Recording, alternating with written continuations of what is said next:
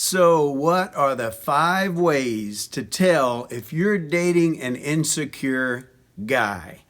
Well, before we get started, I want to give a shout out to Jacky Chen, not Jackie Chan, Jacky Chen, Chen, for writing about these 5 things. Because as a dad of daughters, I totally agree. I saw this article, I read it, and I thought, you know what, I need to share that on my channel because it took me so far back to when my girls were in that early dating stage, the 16 to 19 or 16 to 21 age range where they're feeling guys out, they're starting that dating process, and they need to determine if they're dating the right guy or the wrong guy, if this guy's worth their time or not worth their time. So that's what we're going to talk about today.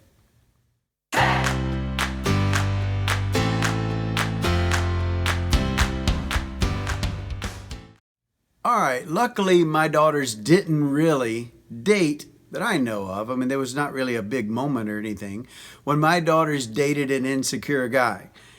My daughters kind of had more of the opposite problem where they dated somebody who was too secure, which is also another problem in itself. And I've talked about that on other videos. But today, I'm going to talk about insecure guys and how you know if you're dating an insecure guy. Again, shout out to Jacky Chen for penciling these down because he hit the nail on the head.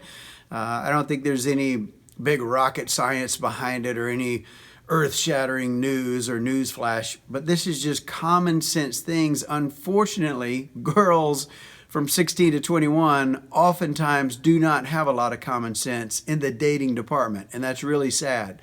So you have to listen to other people, you have to watch your friends, you have to learn from mistakes and grow from that. Hopefully you don't get too involved and wind up marrying somebody who's too insecure or too secure, because it's going to be very problematic later and you probably won't have the picturesque happy marriage. So let's jump right in. Number 1, this is a sign that your boyfriend is too insecure. And I know once I start going through these, a lot of girls who have dated these guys or in the middle of dating these guys are going to go, oh crap, yeah, amen. That's exactly right. So here we go. Number 1, if he is love bombing too soon. What do I mean by that? Okay, on your first date, if he's super excited and he starts getting clingy or just saying, you're the greatest, you're the best person I've dated in a long time, you are so fun, you're this.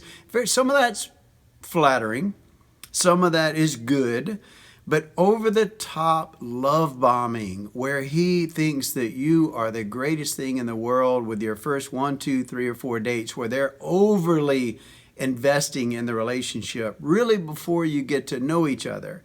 It's like he is totally forgiving of anything. He loves everything about you, compliments everything about you, says that you're the greatest, just way too soon, way too over the top. And normally, girls can accept that as flattery, especially if they haven't had it in a while, especially if they're bouncing off of a relationship that was just the opposite, where they never got any compliments. It's very welcoming, like, yep, give me that, because that's exactly what I need. And there's some good in it, so don't get me wrong.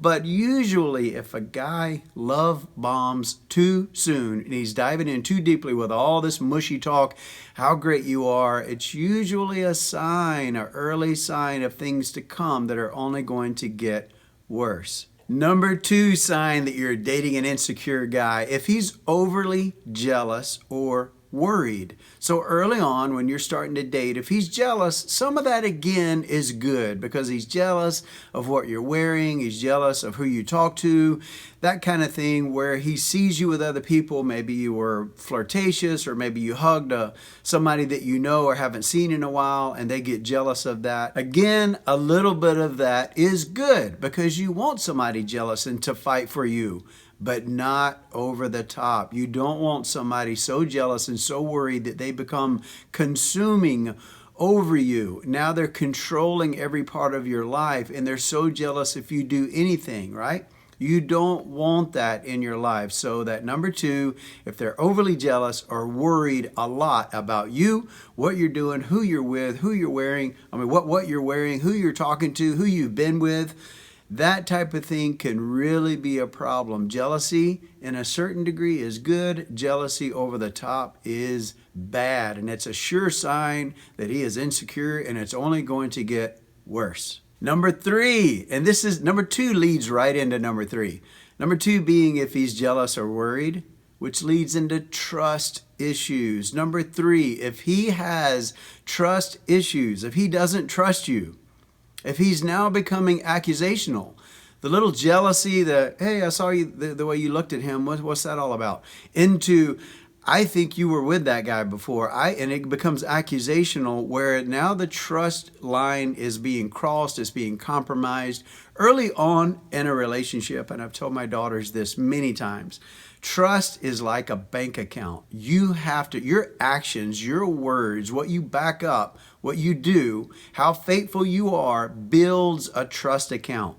Because you don't have, both of you start out with zero balances when you're in a relationship. But you have to do things, your actions, your words, everything about you is building that trust account, which you can lean on later. You should be able to make withdrawals from trust accounts later. So later in your relationship, if you want to do something, go somewhere with your friends, work a little late, not do something on Friday night, skip maybe a Saturday because you want to do something else, then you can do that because that person completely trusts you. Your partner trusts you, and they know you just need some time by yourself, or some time with your friends, some time with other people, some time at work, some time with family, away from them, and that's cool and that's okay. But when your boyfriend has trust issues and is very accusational, and it becomes controlling, and they want to know everything about you, where you are, where you're going, who you were with, and they start accusing you of things that just aren't true, time to run. These things are the signs are getting there, and the big exit sign is flashing, and you need to get out before it gets too far down the road, because this person is going to be a bigger problem later. Number 4, if his whole world revolves around you.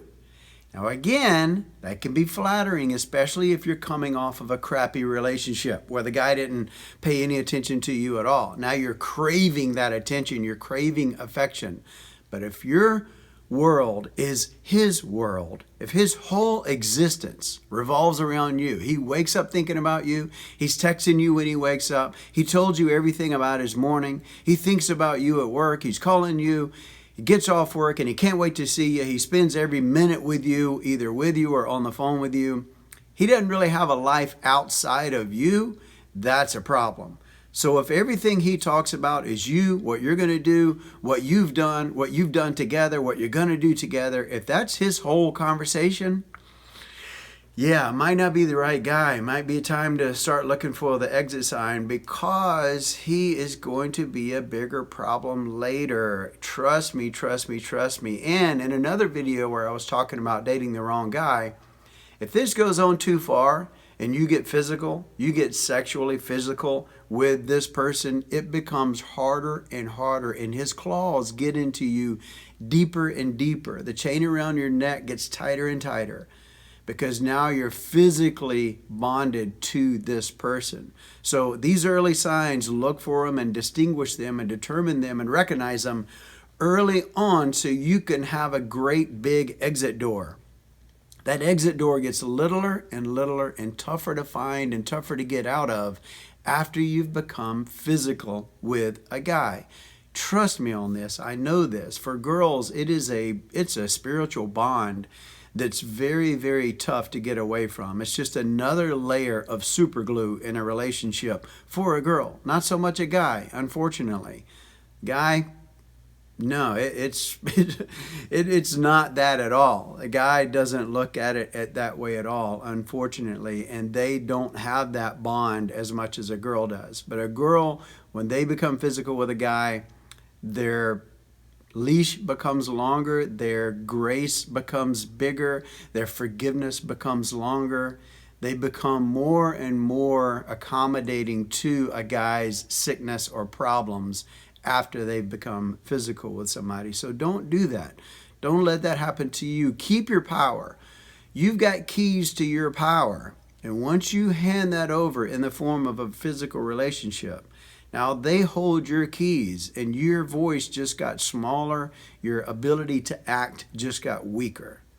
Trust me. And number 5, this is the 5th sign of the fact that you're dating an insecure guy. If he compares himself to others, maybe your exes, if he's always comparing himself to other guys in your life, somebody that you flirted with, somebody that you talk to, somebody that you work with, somebody that you used to date, somebody that you see out in public, he's always comparing. So he's saying, oh, that guy, or criticizing that guy for being too big, too little, too whatever, too loud, too obnoxious. If he's always comparing himself to other guys, he's trying to build himself up and he's fishing for compliments. So when he criticizes or compares himself, or even the opposite, oh man, that guy's so successful. I wish I was successful like that. Or that guy's got such a great body. Man, I wish I had the discipline to work out and have a good body like that. If they're always comparing themselves to other guys, either belittling the other guy or praising the other guy, they're fishing for compliments because they're insecure. They want to hear from you, oh, I love you the way you are. Oh, you're great. Oh, you're so much better than them. That's what they're fishing for because they've got a void and they're insecure. Not good. You don't want that. You want to find a guy who's completely secure in themselves, where they're not always comparing themselves to other guys, because that's a problem. But watch the other video that I did. I can't think of the name of it right now, so I'll put it in the description below, where I was talking about dating a guy that's either controlling or something. I don't remember what the title was, but it's kind of the opposite of this. It's somebody that's too secure or too controlling in your life. You don't want to date that either, so watch that video. I might tag it to the end of this one just so you can find it easily. So there's the 5 things. Again, big shout out to Jacky for penciling these down. I thought they were perfect for my audience because a lot of young girls watch this video just because I give fatherly advice. I raised 3 daughters. You know Sutton for sure from her channel. My other 2, she's got an older sister and a younger sister. I raised them and I went through all this stuff with them as well. So now I'm pouring into you. So thank you so much for being here. Thanks for checking out my videos. I hope you like the advice that you're getting. Please subscribe to my channel if you haven't yet, and have a fantastic day. We'll see you next time.